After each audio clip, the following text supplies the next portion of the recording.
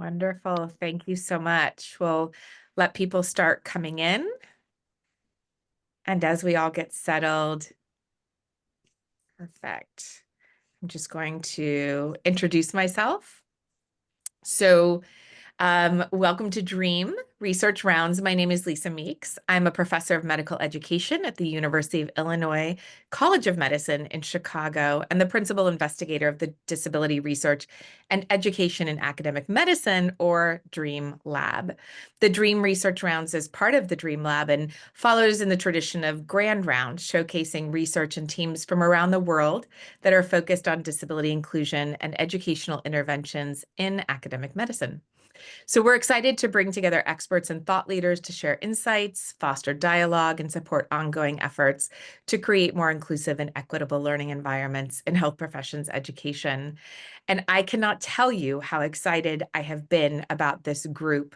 It has been very difficult for me not to shout it from the rooftops what they've done. And I'm so glad the day is here where they get to talk about their really important work. This is a thought-provoking group and session titled Core Competencies for Students Entering Medical School, a Pan-Canadian Consensus on Re-envisioning Technical Standards and Addressing Ableism in Undergraduate Medical Education.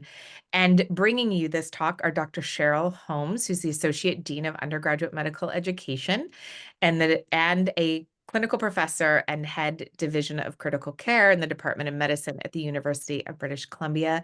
You can read the entire bios on our YouTube site. And Dr. Laura Nimmon, scientist with the Center for Health Education Scholarship and associate professor in the Department of Occupational Science and Occupational Therapy at the University of British Columbia. And just a note, we were also supposed to have Dr. Lisa Graves, a mentor and friend of mine and someone who is such an incredible scholar and supporter in this space. Unfortunately, she was unable to make it due to a family emergency, and we just want to extend our heartfelt wishes to her and her family. And just a note that I will be dropping, unlike our other Dream Rounds, we are starting some feedback, and I'll be dropping a link in the chat towards the end of our time together. We're continuously striving to enhance the Dream Rounds, and we'd love your feedback with just 8 questions. So with that, I will turn it over to our presenters. Thank you, Lisa. We are just so incredibly thrilled to be here. Um, and Once again, I want to give a shout out to our Re-envisioning Technical Standards Working Group. We are Canadian, and so I'm going to start with a land acknowledgement. I'm coming to you from the traditional, ancestral, and unceded land of the Musqueam, Squamish, and Tsleil-Waututh people here in Vancouver, in my mother's home office, where I'm very honored to be. And this land acknowledgement is very important to us as we in Canada are witness to the racism and discrimination that have been uh, that Indigenous people in Canada have experienced since the settlers arrived. And we at UBC are extremely committed to truth and reconciliation and repairing that relationship. So I'll just hand it over to Laura for her land acknowledgement. Hi, thank you so much, Cheryl. And yeah, I agree. We're just so thrilled to be here with you today. And thank you so much for the invitation, Lisa. Today I'm presenting on the traditional, ancestral, and unceded lands of the Musqueam people, where UBC Point Grey is situated. So this is where I live and work. And I'm sincerely thankful to the Musqueam people for caring for this beautiful land for thousands of years. And I honor the Musqueam as original and ongoing stewards of this land. Thank you. And I know that Lisa Graves really wanted to be here today, and she was not able to. She has a family emergency, but she has her feet on both sides of the border, practicing as a clinician and a medical educator, and also as the secretary of the Committee on the Accreditation of Canadian Medical Schools. So it was really thrilling to have her as part of this working group. So why did we start this work? Well, despite efforts to enhance the representation of minoritized identities within medical education in Canada, disability continues to be an overlooked aspect of diversity among medical learners here and in the US. So I'm just trying to advance my slide. So ableism in medicine has been recognized as a key factor underlying the resistance of inclusion of disabled learners. So what is ableism? Well, ableism is discrimination in favor of able-bodied people, and disableism is discrimination against disabled individuals. So Fiona Campbell describes it as a network of beliefs, processes, and practice that produce a particular self and body that is projected as the perfect species typical and then therefore fully human. And the other side of this is that disability is then cast as a diminished state of being human, something to be fixed and something to be cured. So we had a wake-up call when this was published in 2023 in Canada that the barriers, one of the barriers for students with disabilities in Canadian medical schools are the technical standards and this whole hidden culture of ableism that has been driven by the illusion of a binary between sick and well, perpetuated by societal, social, and psychological influences. So, but I think that you're experiencing this in the US as well. This is published by Stauffer and her colleagues, and she reports that 73% of medical schools use discriminatory language in their technical standards, and only 13% mention the idea of accommodating students with disability. So I'm just going to show you a feature of our technical standards at our old, now retired technical standards at UBC that are probably the same as everywhere. And this is very much an example of ableist language, that a student must be able to tolerate the physical, emotional, and mental demands of the program and function effectively under stress. And so it talks about prolonged hours of work, unpredictable hours and demands, and distractions of people from their environment. So existing technical standards across Canada are based on what we call organic abilities that delimit how learners must perform tasks. And this was reflected in our previous element 10.5 technical standards, which is the same at the LCME, which defines technical standards as the underlying cognitive, communicative, sensory, motor, and social skills necessary. So instead of talking about how, and what students need to learn, it talks about, what sensory, motor, and so on skills they must possess. So to address these limitations and facilitate increased disability representation, we formed a working group. And so this was really launched in April 2022. We always have lunch at this CCME, which is the Canadian Conference on Medical Education, now the International Congress on Academic Medicine. So the undergraduate deans and the student affairs deans have lunch together. And I said at the meeting, at UBC, we need to revise our technical standards because they don't really meet current standards and, the current thinking on disability inclusion in any way, shape, or form. And so is anyone interested in making this a pan-Canadian approach? And a bunch of people put up their hand and said, yes, we're interested in this, which was really gratifying to me. And so we formed this Re-envisioning standards, technical standards working group with the goal to present to the AFMC board of directors, so all the deans of the medical schools of Canada, a briefing note and a revised set of technical standards. So that was our goal, and that's what we wanted to do. So I'm just going to ask Laura to take over here. Yeah, so during our initial meeting, we committed to addressing disability inclusion involving transparency, accessibility, flexibility, and appreciation of diversity. So the Delphi technique, which is widely recognized and used in healthcare for achieving consensus, has been criticized for lacking transparency in key methodological areas, such as selecting experts, defining consensus, and establishing closing criteria for rounds. In contrast, our consensus building process was inspired by the principles of disability inclusion, disability affirmation, critical disability discourse, and the principles of the Universal Design for Learning Guidelines 3.0. So our innovative process was guided by UDL guidelines with 3 principles to support inclusivity and incorporate diverse perspectives in reaching consensus. So as you can see here, it was multiple means of representation, multiple means of engagement, which resulted in multiple means of action and expression. And I'll go through each of those in a bit more detail.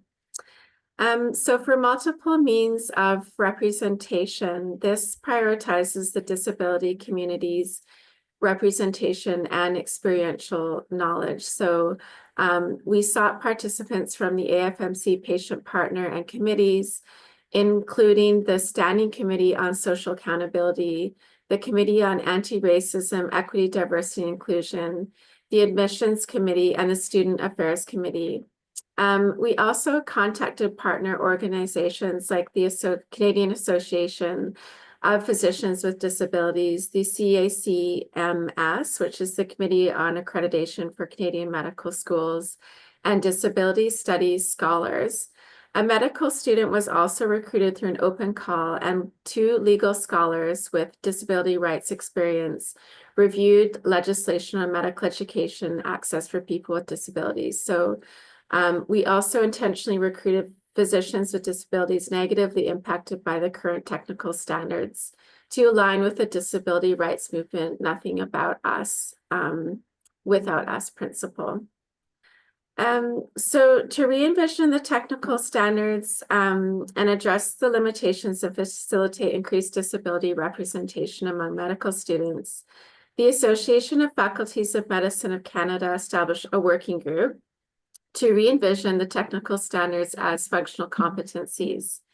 So concurrently, the Committee on Accreditation of Canadian Medical Schools redefined Element 10.5 technical standards as core competencies for students entering medical school.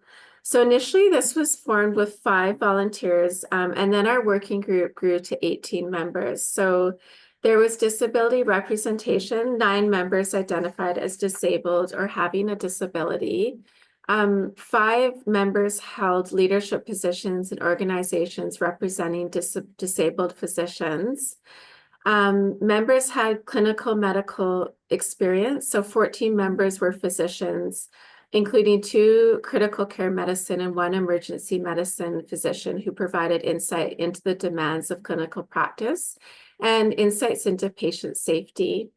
There was expertise in medical education, so 7 members had leadership roles in medical schools and 2 in accreditation organizations. 3 members were full-time disability scholars and researchers, and 1 was a patient partner, an MD and a person with a disability. And just to provide a real-life example in our context to contextualize this work we've engaged in. Here is Dr. Julia Ursilia Haynes. She identifies as having a physical disability, which she had throughout all her post-secondary education, and contradicted the technical standards that this work is about. So she is embedded within the disability community for her advocacy work and accessibility-related community projects and through parasport participation. So I just want to point out that she was in the Olympics in 2024. So go UBC. We're very proud of her. That's great. Thanks, Cheryl. So in the multiple means of engagement stage, this was the second stage, and we drew on a universal design for learning approach and ensured that contributors had multiple or ample time to consider the information and multiple options and opportunities to provide feedback. So the working group convened 6 times through video conference between October 2022 and January 2024. And our team enacted multiple means of engagement and representation, both within and between our meetings. So at least 1 month prior to each meeting, the chair, who is Cheryl Holmes, my co-presenter, distributed an agenda for discussion, accompanied by attachments that included minutes of previous meetings, an annotated bibliography, and the current draft of the briefing document. Team members were encouraged to share attachments with any interested individuals or partners. There were no limitations on who could contribute to the discussion. Contributors could submit their thoughts through email, edit the documents using track changes, and comments to propose modifications, request a meeting to consult with the chair, or join an upcoming meeting. The chair, Cheryl Holmes, maintained all documents in an accessible online folder where working group members could submit documents or provide feedback. The chair incorporated all feedback reviewed, updating all documents between meetings, and sending revised versions shortly before each meeting. And then finally, the multiple means of action and expression is the final stage. So this third principle, action expression, addressed the need to build more accessible, inclusive spaces and systems by actively challenging exclusionary practices, which we did through our process and within our outcomes. So our process was structured in 5 stages. I'll just detail quickly here. So first, we identified the perspective from which we would approach our work, which was a disability affirming perspective, and defined key terms like ableism and disability. And then secondly, some members, Cheryl Holmes, Laura Yvonne Balk, Rachel Giddens, and Naomi Lear, reviewed literature from medical education, medicine, and disability studies on revising technical standards and addressing ableism in medicine, commencing with the AAMC guidelines as a framework. We then developed a shared annotated bibliography and added newly published work as they became available. Third, we summarized the legislation and case law pertaining to disability inclusion in medical education. And fourth, we drafted the core competencies using a functional ability approach. And then finally, we extensively consulted our partner organizations with consensus achieved through an iterative consultative process. And I'll pass it to you, Cheryl.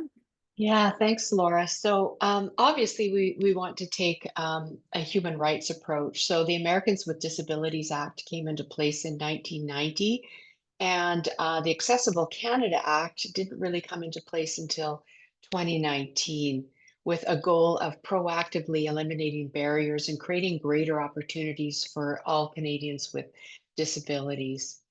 We also had the UN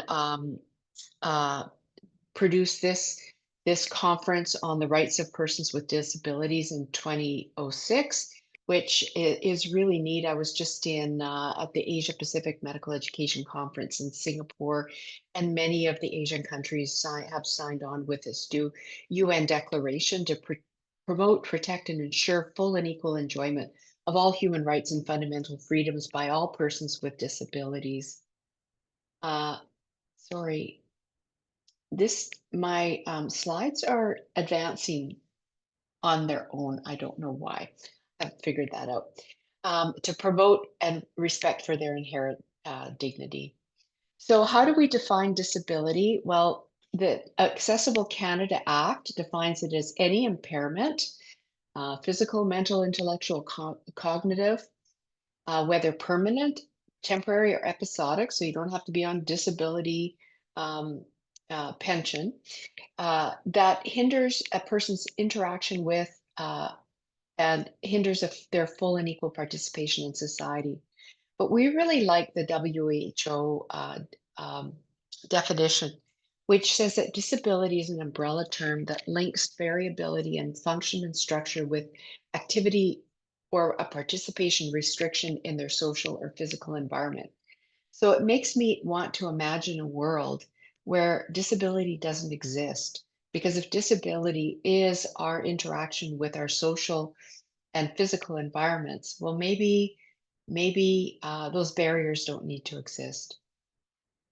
When we looked at the human rights approach, we also looked at disability case law. So the one of them was the uh, Dr. Jessica Dunkley versus UBC. She was the first deaf physician to practice in Canada, and she won a landmark human rights tribunal case after she was denied accommodation for American Sign Language interpretation and dismissed from her residency program. So the BC Human Rights Tribunal said that UBC had a duty to accommodate, and that the bar for accommodation was extremely high, and to the point of undue hardship. And UBC is one of the largest publicly funded institutions in British Columbia, had a very high standard to provide accommodation. And so this was a landmark case, and one of that we're not proud of, but we are very grateful to Dr. Jessica Dunkley for clarifying the human rights in the duty to accommodate. So what are disability accommodations? Well, they can be academic adjustments, auxiliary aids, use of intermediaries or access assistance. And I really have to say that, this work really came on the heels of COVID, which showed us that there are so many different ways that we can deliver care and demonstrate competencies using um, auxiliary aids, using intermediaries, using access assistance. Sorry, it just keeps advancing. But it's important to know that intermediaries operate under the explicit direction of the student. They don't interpret the clinical findings or act independently. And the whole purpose of accommodations is to ensure that all students, with or without disabilities, have equal opportunity for success. But very early on, it was very important for our working group to also take the disability affirming approach. And I have to give a shout out here to my uncle Eugene Reimer, who acquired polio at the age of 2, and yet went on to become one of Canada's wheelchair athletes, winning 10 medals for Canada in Olympic Games, and went on to become the first disabled person to be inducted into the Canadian Sports Hall of Fame and received the award of Canada's Male Athlete of the Year. And I show him later on in his life, he worked as a draftsman, and every Thursday afternoon, he would drive 100 kilometers to the GF Strong Spinal Cord Rehab Center and meet people with new spinal cord injuries and introduce them to life after spinal cord injury and introduce them to spinal cord or to wheelchair sports. And one of those people was Rick Hansen, who my Uncle Eugene met when Rick was at the age of 17 and had acquired a spinal cord injury. And he introduced him to wheelchair sports and to especially the wheelchair basketball. And Rick went on to do the Man in Motion World Tour, and he toured 34 countries, over 40,000 kilometers he wheeled, and he raised over 26 million Canadian dollars for spinal cord research. And his foundation continues to be the major funder of spinal cord research in Canada and around the world. And this is on the Great Wall of China. Just a really interesting side story. Back in the day, Pierre Elliott Trudeau, Canada's prime minister, who's the father of our current prime minister, made efforts to establish stronger ties with China. And under their chairman, Mao Deng Xiaoping, his son suffered a spinal cord injury, and Trudeau flew him to Ottawa for medical treatment with Canadian specialists. So when Rick Hansen showed up in China, they really rolled out the red carpet, including the Great Wall of China. So that's just kind of a fun comment and a throwback to some of the geopolitical things that we're proud of in our past. So another aspect of the disability affirming approach is people with non-apparent disabilities. So this is Dr. Marachek, who's a pathologist in Alberta, and she didn't receive a diagnosis of autism spectrum disorder until she was in her pathology residency. And it just really made her find her place in medicine and had her colleagues see her in a different light. And helped her succeed. And our group really wanted to highlight that disability is a valuable aspect of human diversity to embrace, that people coming from different backgrounds, such as autism spectrum disorder, have superpowers like direct communication, pattern recognition, strong ethics, and a deep interest in particular topics, all key to being a good doctor. So medicine is a team sport, and if we cut out the neurodiverse voices, we're really going to lose a lot. So this was our rationale that we brought to the board, that disability is common. In fact, 22% of Canadian physicians identify as having a disability.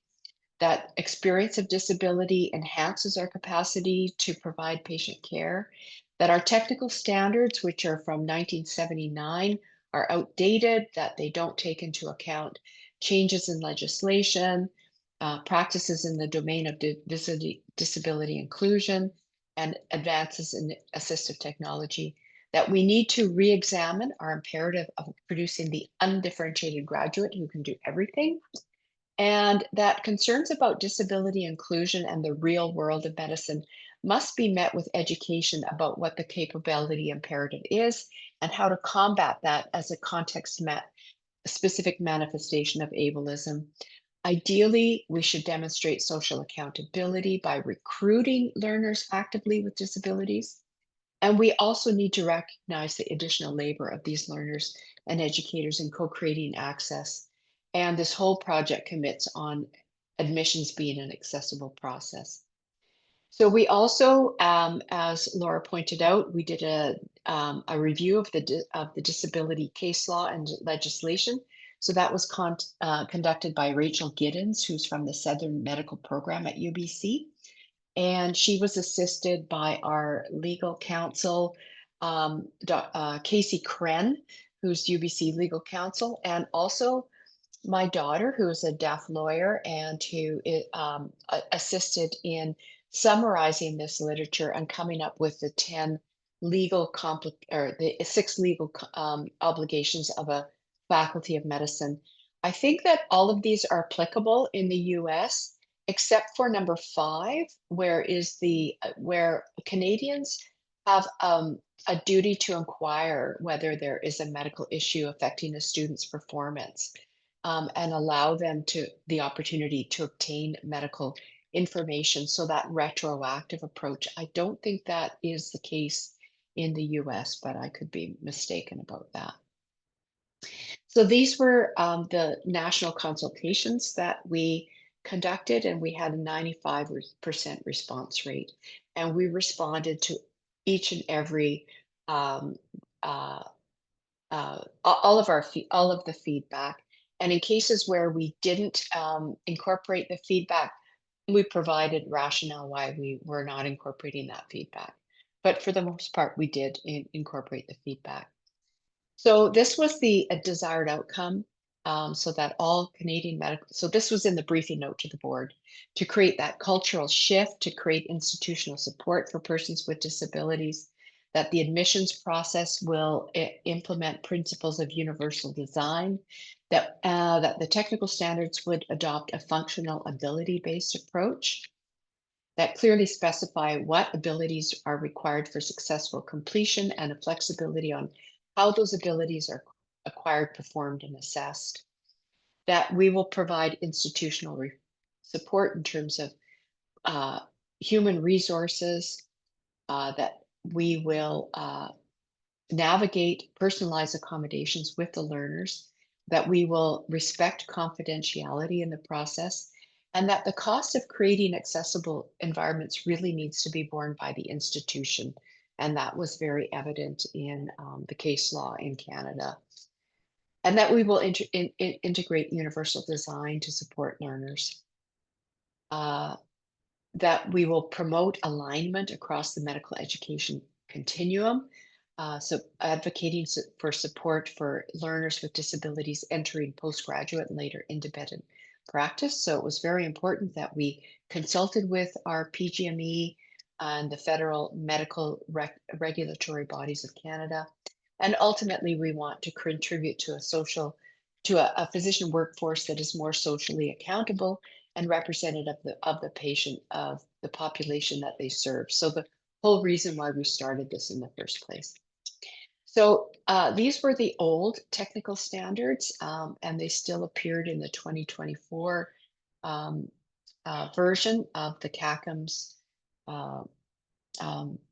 standards and elements. And the new ones have been updated now in the 2025-26. So we've changed technical standards to core competencies for entering medical students. And these core competencies are the school-defined set of functional abilities required for admission to achieve the program objectives with or without reasonable accommodation. So Laura, at what point did you want to take over? I think I might have missed that. It's okay. You can finish up, Cheryl. Okay, I'm so sorry. Oh, no, it's okay. I just got carried away. No, I think this was the plan. Yeah, that's great. Okay. So we defined these functional abilities in 5 domains. So you can see learning and assessment of learning, communication, knowledge integration, and patient safety and quality, and professionalism. So under learning and assessment of learning, previously there were things like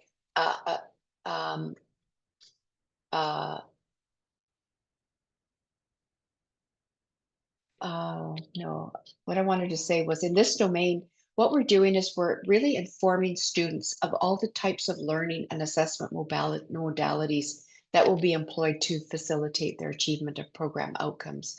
And so the hope is that by providing this information, the students can determine whether they're going to require accommodations in the learning or the assessment environment. Under communication, students are informed that they'll be required to convey information effectively in person and virtually. Previously, the organic technical standards said that they needed to describe mood, activity, and posture, so we didn't think that was necessary. In knowledge integration, students are informed that they're required to interpret information obtained through interview, observation, examination, and medical research, and that could be with an assistant, without the organic technical standard requirement to observe a patient and acquire visual, auditory, and tactile information and comprehend dimensional and spatial relationships.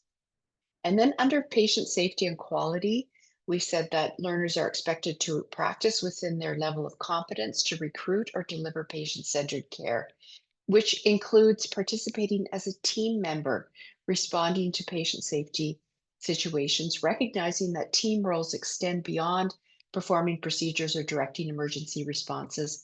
In contrast, the organic technical standards required students to possess sufficient dexterity to safely perform common medical procedures.